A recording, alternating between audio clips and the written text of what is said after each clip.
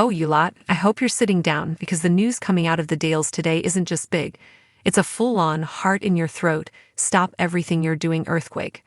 Our Moira, our fierce, incredible soil under the fingernails farmer, Moira Dingle, is in the hospital. And from the sounds of it, this is bad. Really, really bad. Let's all just take a collective breath. We've seen Moira Barton Dingle go through it all, haven't we? We've seen her birth a baby in a barn during a blazing fire, confess to murder to protect her son, battle the ghosts of her past, and stand toe-to-toe with the toughest characters the village has ever known.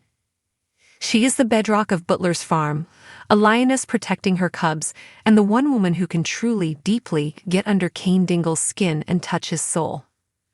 To think of her lying helpless in a sterile hospital bed, it just feels wrong. It feels like the world is off its axis. The details are still trickling in, a chaotic mess of hearsay and panicked whispers echoing from the wool pack to the far fields of her farm. But what we've pieced together is nothing short of horrifying. It wasn't a simple fall or a sudden illness. This was a brutal, shocking incident right there on the farm, the very land that she loves, the land that is so intrinsically a part of her. Reports suggest it was a catastrophic accident involving farm machinery. One minute, she was the queen of her domain, the familiar hum of the tractor a comforting sound against the Yorkshire skyline. The next, a gut-wrenching scream, a sickening crunch, and then a deafening, terrifying silence. Can you even begin to imagine the scene, the sheer panic? We're told it was Cain who found her. Cain, the man who loves her with a ferocious, often destructive intensity. Forget the tough guy act, the brooding glares and the leather jacket. The man who found the love of his life broken on the ground would have been just a man, terrified, shattered, and utterly powerless. We could almost hear his desperate, raw cries for help carrying on the wind, a sound that would chill anyone to the bone. The flash of blue lights against the gray stone of the farmhouse, the paramedics working frantically, the stretcher being carefully, urgently, loaded into the back of the ambulance. And Cain, his face a mask of disbelief and anguish, either climbing in beside her or trying to follow in his car, his world imploding with every meter that separated him from her. Now she's at Houghton General and the Dingle and Barton clans are descending into that unique brand of organized chaos they do so well. You can picture it now, Chas abandoning the bar, trying to be the practical one while her own heart is breaking for her brother. Charity putting aside her latest scheme, a rare, genuine fear in her eyes because, deep down, she knows Moira is one of the few stable forces in their tumultuous family.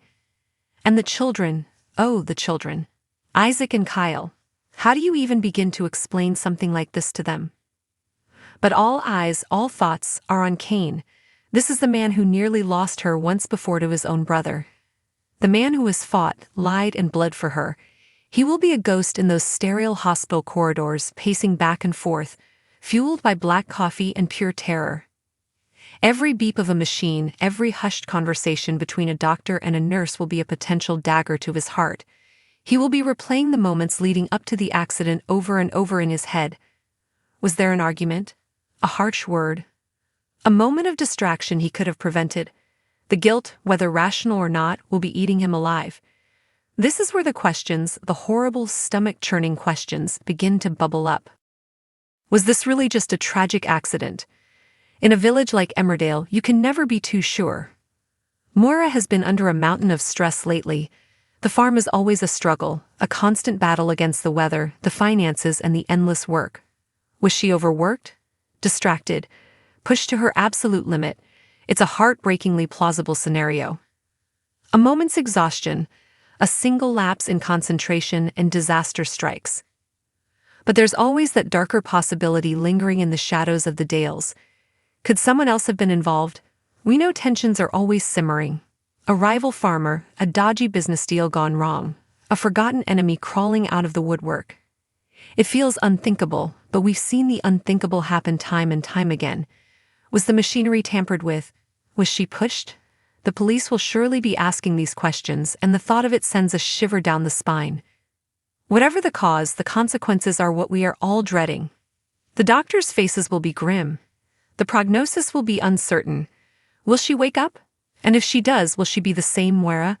The physical scars might heal, but what about the woman herself? Will she be able to work the farm she poured her entire life into?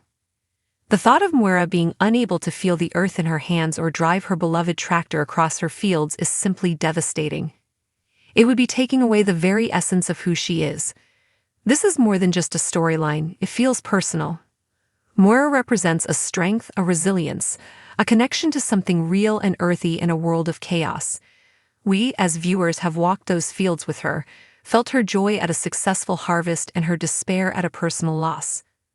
Right now, the waiting is the worst part. The silence from the hospital room is deafening. The entire village, and all of us watching at home, are holding our breath. We are all standing there in that cold, impersonal waiting room with Cain, praying, hoping, and desperately willing our matriarch of the farm to pull through. Come on, Moira. Fight. The Dales aren't the Dales without you.